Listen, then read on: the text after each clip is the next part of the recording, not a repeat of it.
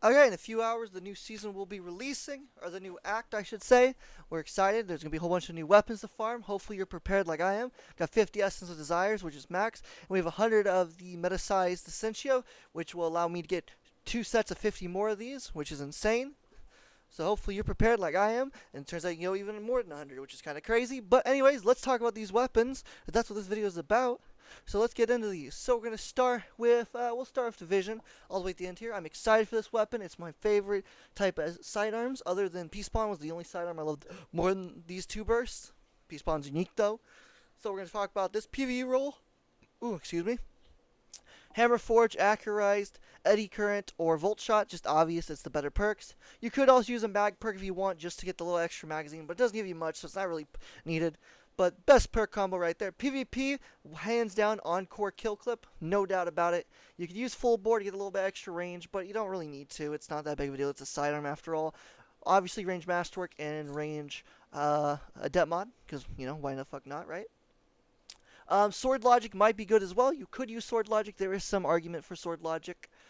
We will see, though, because they are nerfing it, so we'll see if it's still good or not. The only other thing I'd recommend for PvP is Hipfire Grip and Offhand Strike, because this thing is pretty broken, especially for Radiant Dance Machines.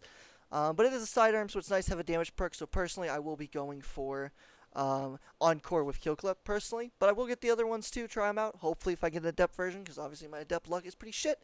Anyways, we're now going to talk about the Refusal of the Call, which is the new glaive. I'm not really good at glaives other than the exotic, so I don't know really what the best perks are. But I think Close to Melee and Replenishing Aegis are really good perk combos together. You could use Slice, you could use Disruption Break, you could use Sword Logic. All these have decent perk combos. Melee Momentum ain't bad either, I believe. It's not horrible. Um, I think PvP beacon rounds with Impulse or Slice would be really good in theory. I think that'd be the best perk for PvP. I mean, you could do Disruption Break as well for PvE and PvP, or even Sword Logic. There's some combos here that are okay, but again, not really a glaive person, so don't know for sure what's good and what's not. But I think those are decent, so hopefully they are. Let me know in the comments if you know better. We're going to talk about the next weapon, which is SMG, which is at 900 RPM, which are my favorite SMG types. For PvE, without a doubt, I want full bore accurized with either Subsistence or Hatchling. I could also accept Pugilist in Hatchling, that's really good, or even Recycle Energy in Hatchling. As you see, I really love Hatchling. Permeability might be a little bit of a play, potentially, just have the little extra same element or different element type, maybe. We'll see. Unrelenting PvE could be really good, too. Sword Logic as well, PvE, but I think Hatchling's my favorite perk for SMGs, or for strand weapons in general. I love Hatchling, so if it has Hatchling, it automatically becomes my favorite role for a weapon. For PvE, PvP-wise, without a doubt, is either Overfloat or To the Pain with Target Lock. Sword Logic could be a play. It depends on how bad the nerf is or how good the nerf is, depending on how you look at it. Overflow will double the mag from 36 to 72, so 72 bullets at a 900 RPM with Sword Logic or Target Lock is pretty crazy, I'm just saying. Another role you could use is Unrelenting for PvP. People don't use it much, but it is actually an underrated perk. It is pretty good. Obviously, range masterwork and obviously adept range. It's just to look at that 87 range on an SMG. It's just crazy. I'm just saying that's crazy. Target Lock, obviously, such a good perk now, but yeah, we'll see.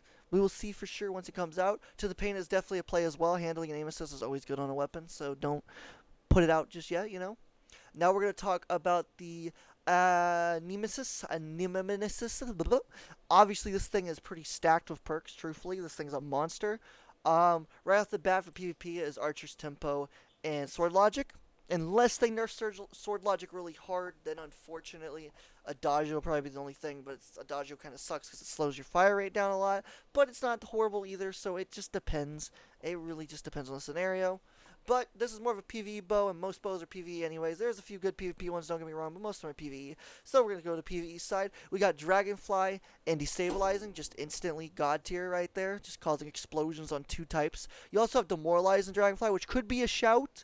In theory, that could work and cause maybe a bigger radius to demoralize. I don't know, obviously, we'll try it out. We also have, obviously, Repulsor Brace, Demoralize, and Destabilizing with Repulsor. I mean, those are obvious that they're good.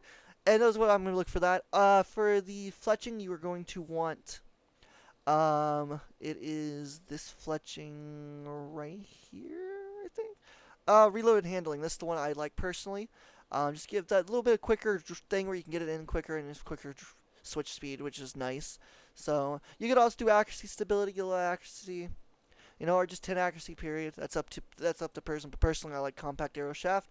Also, we'll be using the this one right here, the polymer string, to get the 540. You would use a draw time masterwork to put it at 500, or you could use accurized with a draw time uh, mod, adept mod. But personally, I think an accuracy adept mod with a draw time masterwork would be the best because obviously you see it gets down to 500, which is just crazy fast.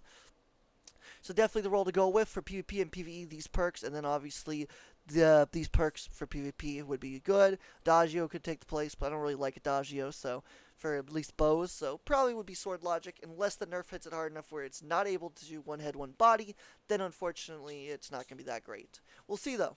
Next weapon is Afterlight, which is a fusion. Unfortunately, this thing is not that great really at all for PvP or PvE. It's kind of a disappointment.